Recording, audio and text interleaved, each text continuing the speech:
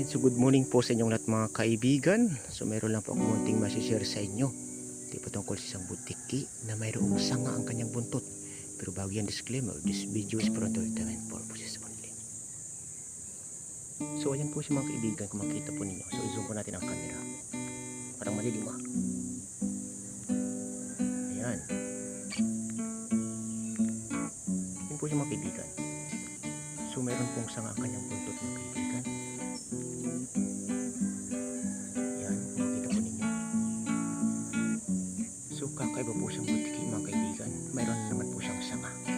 Nakakita na naman po tayo ng butiki na may sanga ang kanyang buntot. Or letter Y. Yan po siya. So kakaiba. Bago na naman po ito mga kaibigan na nakita natin.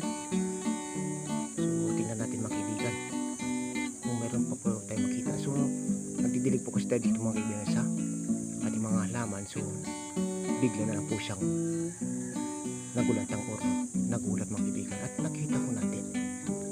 Ayan.